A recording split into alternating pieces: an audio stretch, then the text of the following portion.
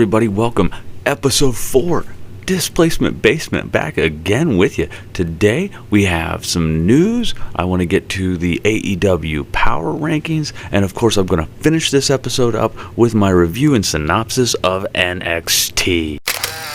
Well, hey kids, it's news time.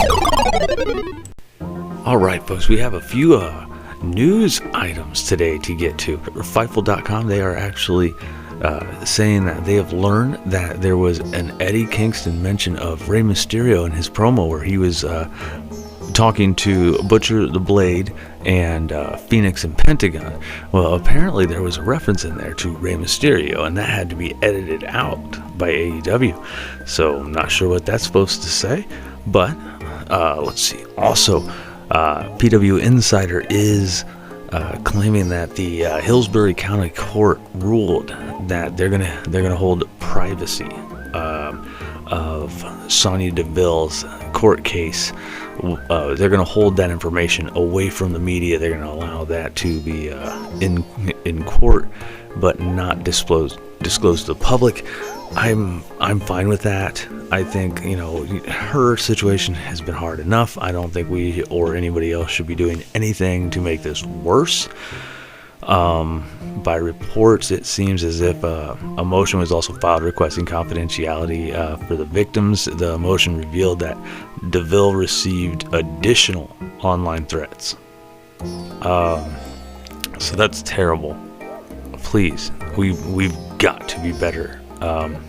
Okay, moving on. Cody Rhodes, who just dropped the AEW TNT title, is going to be taking some time off. Rumor has it possibly to work with his buddy Stephen Amell on a new project at which I think is based around pro wrestling. I believe it's something about an indie fed in Georgia where two brothers have to barter over a federation that was owned by their father who had passed. Did they literally write this about Cody's family or what? But I mean, it doesn't seem as if him and Dustin are fighting. So anyway, that's the news as I got it so far. I'm going to be coming back with some rankings for AEW, which will release today, even though we don't have Dynamite until tomorrow, and I will hit on that tomorrow. So tune in for that. I will have the rankings coming up, though, later on in this show.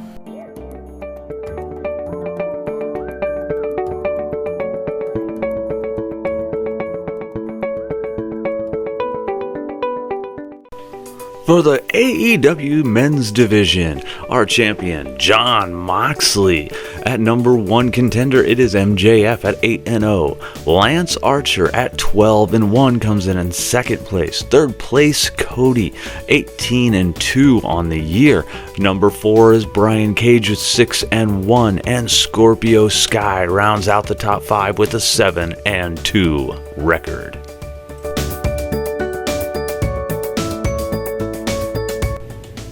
And now for the women's division, our champion Hikaru Shida.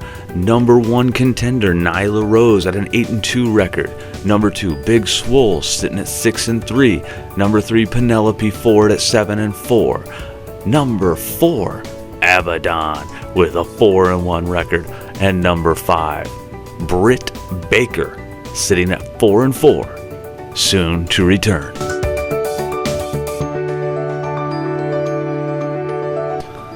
And ladies and gentlemen, on to the tag team division where our champions Kenny Omega and Hangman Page retain their titles.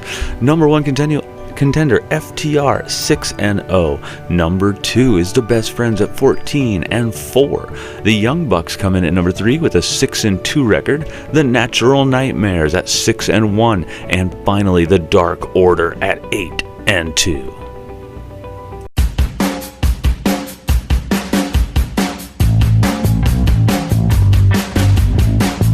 Well, there it is. That answers that. Karrion Kross lays down the belt first time he gets it. He doesn't even get to defend it. So, yep, that shoulder is messed up.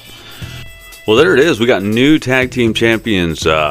Breezango, once again, having some gold together. But then to be followed up by Damian Priest, just getting called out by Timothy Thatcher. Yeah, I'm all right with that. Let's see that match. Talk about two completely different styles clashes. Wow, so there you go. Tommaso Ciampa's back. If anybody missed it, Jake Atlas didn't miss it. So that seems like a little bit of a character change for Tommaso. I ain't too worried about Goldie right now. I think he's just a little bit more worried about breaking people in half. Love the mask.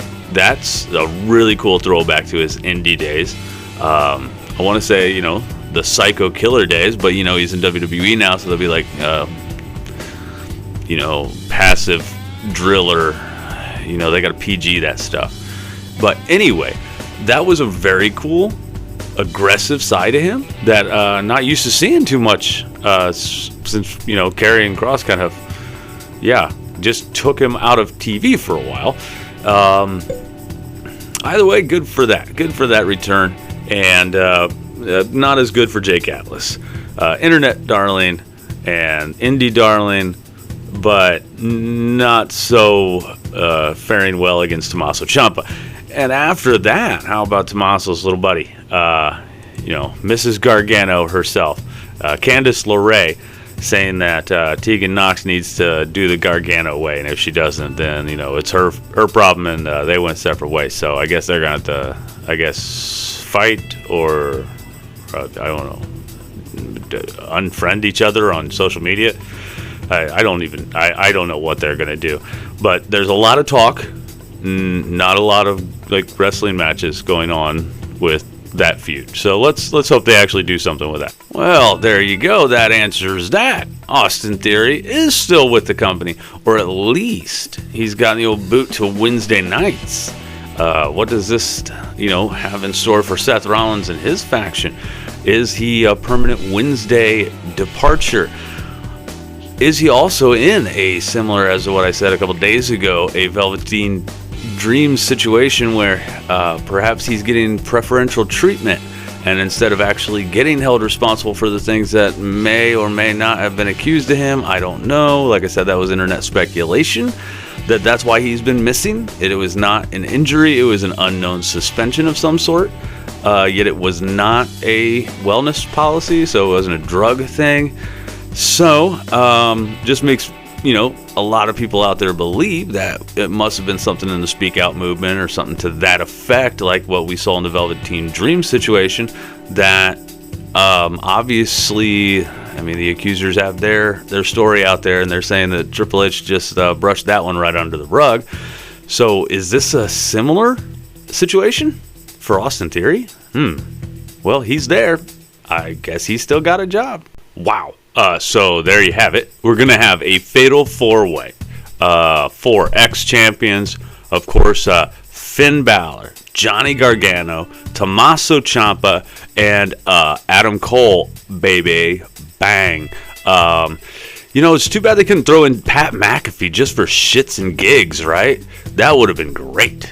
Awesome wrestling match there with the Cruiserweight title. Santos Escobar, awesome. Loads up the mask, got the gimmick in it. Obviously, he's going to jack him in the face, knock him out. Obviously, loaded mask.